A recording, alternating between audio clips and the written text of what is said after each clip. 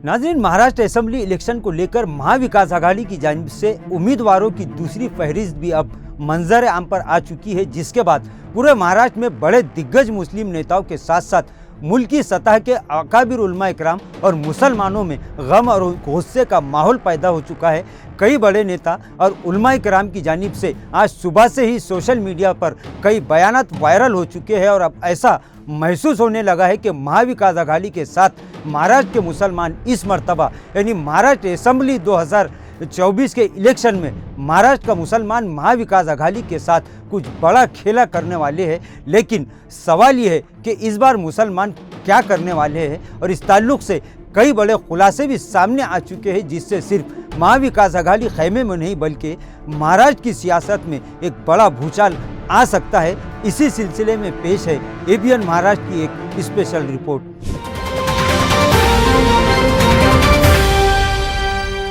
लेकिन नाजरीन, वीडियो शुरू करने से पहले आपसे एक मुद्देबाना और आजिज़ाना दरख्वास्त है कि अगर आपने अभी तक एबीएन महाराष्ट्र को सब्सक्राइब नहीं किया है तो प्लीज़ सब्सक्राइब कीजिए, ताकि हम कौम और मिल्लत की इस आवाज़ को ऐवान हुकूमत तक पूरी ताकत और पूरी बेबाकी के साथ उठा सके। नाज़रीन, वहीं इस वीडियो को अगर आप ये समझते हैं कि कौम और समाज के ताल्लुक़ से अगर ये वीडियो सही है और इस तरह का फ़ैसला महाविकास आघाड़ी की जानिब से कुछ ना कुछ लिया जाना ज़रूरी है ताकि मुसलमानों को उनका सियासी हक़ मिल सके, तो इस वीडियो को प्लीज़ लाइक और शेयर ज़रूर कीजिएगा। नाज़रीन, आने वाले असेंबली इलेक्शन के लिए तारीख का ऐलान हो चुका है, यानी 20 नवंबर को महाराष्ट्र में असेंबली इलेक्शन के लिए रायदही होगी और 23 नवंबर को ये तय हो जाएगा कि महाराष्ट्र में सत्ता किसके हाथों में जा रही है। इसी को लेकर महाविकास आघाड़ी की जानिब से उम्मीदवारों के नाम आहिस्ता आहिस्ता फाइनल हो रहे हैं। 2 दिन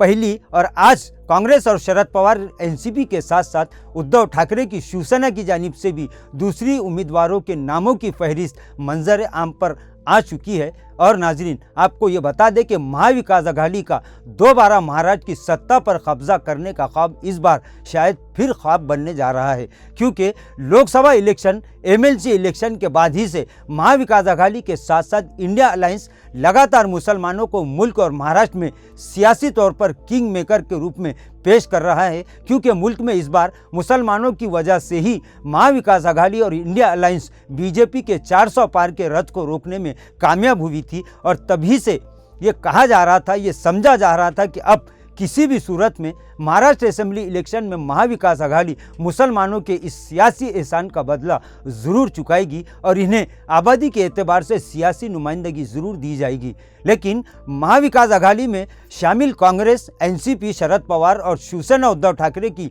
महाराष्ट्र के 1.5 करोड़ मुसलमान पूरी तरह से अचंभे में दिखाई दे रहे हैं और ये लोग पूरी तरह से हैरत ज़दा हो गए हैं, क्योंकि इन तमाम पार्टियों ने अब तक फाइनल किए गए नामों में मुसलमानों की नुमाइंदगी का जो हिस्सा दिया है वो आटे में नमक के बराबर भी नहीं है, जिसके बाद सिर्फ औरंगाबाद या मराठवाड़ा नहीं, नाज़रीन, पूरे महाराष्ट्र के मुसलमानों में इस तरह की एक बेचैनी का माहौल फैल चुका है, बेचैनी पैदा हो चुकी है। एक तरह का आक्रोश इन लोगों में साफ दिखाई दे रहा है। और अहम बात यह है कि कई बड़े मुस्लिम चेहरे यानी दिग्गज मुस्लिम नेता, जिनमें खासकर अबू आसिम आज़मी जो महाविकास आघाड़ी का ही एक हिस्सा है और अखिलेश यादव की बदौलत ही उत्तर प्रदेश में बीजेपी का कमल मुरझाया था, लेकिन इसके बावजूद महाविकास आघाड़ी इत्तेहाद में शामिल समाजवादी पार्टी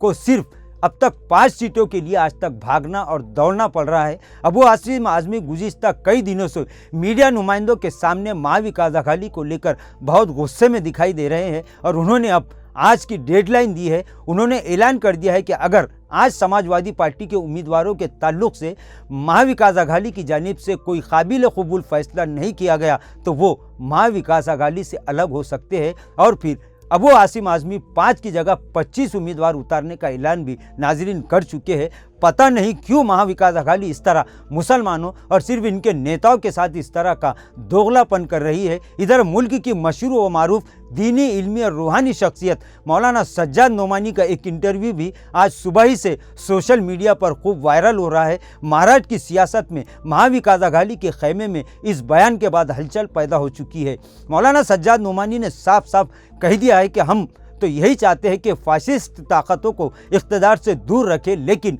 महाविकास अघाड़ी की नीयत इस ताल्लुक से साफ नहीं दिख रही है। वो मुसलमानों को उनकी आबादी के एतबार से उम्मीदवारी देने से आखिर क्यों डर रही है, किसके बहकावे में आकर और किसके आदेश के बाद ये फहरिस्तें तैयार हो रही है, ये सवाल भी अब उठ चुका है। नाज़रीन, मौलाना सज्जाद नोमानी ने अब दो टोक अल्फाज में महाविकास अघाड़ी को ये चेतावनी दे दी है। ये कहा है कि हम अपनी कौम को सेकुलर उम्मीदवारों को वोट देने की बात करते हैं, लेकिन उनका सवाल यही होता है कि जब मुसलमानों को उम्मीदवारी देने के लिए ये लोग तैयार नहीं है तो फिर वो आखिर कब तक सिर्फ वोट ही देते रहेंगे। मुसलमान हमसे ये सवाल कर रहे हैं कि इनके साथ इतनी नाइंसाफ़ी और ज़्यादती आखिर क्यों। मौलाना सज्जाद नोमानी ने यहाँ तक कह दिया कि लोग अब तो ये कहने पर भी मजबूर होते दिखाई दे रहे हैं कि अगर महाविकास अघाड़ी का मुसलमानों के ताल्लुक से वही पुरानी बेढंगी रविश अब भी बरकरार रहेगी तो फिर मुसलमानों की जानिब से ये आवाज़ भी उठ रही है कि वो इस मर्तबा यानी महाराष्ट्र असेंबली इलेक्शन 2024 में वोटिंग का बायकाट करने का भी मन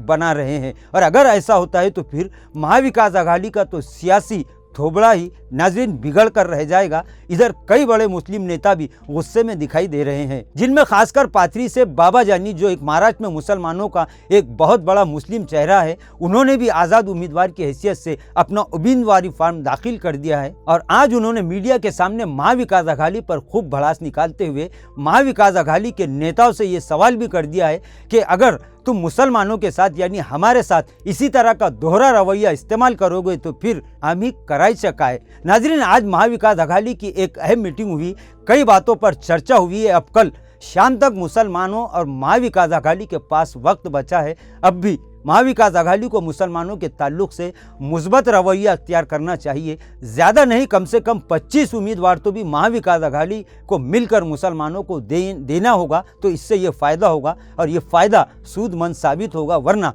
महाविकास अघाड़ी की तो ऐसा लग रहा है कि अब की बार महाराष्ट्र के मुसलमान ऐसी की तैसी करने के लिए तैयार दिखाई दे रहे हैं। नाज़रीन, मुसलमान पूरी तरह से बेचैन हैं, लेकिन वहीं ये भी संकेत मिल रहे हैं कि मुसलमान अगर इनका हक इन्हें यानी सियासी हिस्सेदारी अगर नहीं मिली तो फिर किस सियासी पार्टी के साथ मुसलमान जाएंगे, इसका फैसला भी होना बाकी है। और इस तरह की खबरें भी मिल रही है कि महाराष्ट्र सतह पर सियासी, समाजी, दीनी, मिल्ली और फलाही दानिश पर हजरात का एक बड़ा ग्रुप 500 से 700 लोगों का एक ग्रुप पूरे महाराष्ट्र का दौरा करके राय दही से पहले यानी वोटिंग से पहले एक बड़ा ऐलान कर सकता है। और अगर कोई बड़ा फैसला अगर इस मीटिंग में लिया जाता है, जिससे अब साफ तौर पर यह दिखाई दे रहा है कि अब की बार मुसलमान महाविकास अघाड़ी के साथ बड़ा खेला करने का मन बना रहे हैं। वक्त अब भी बचा है, महाविकास अघाड़ी के पास अब कुछ घंटे बचे हैं। कम से कम 25 मुस्लिम उम्मीदवारों का नाम फाइनल होना चाहिए, इन्हें मुस्लिम नुमाइंदगी देना चाहिए, वरना महाविकास अघाड़ी की तो सियासी नैया नाजरीन ऐसा लग रहा है कि इस मर्तबा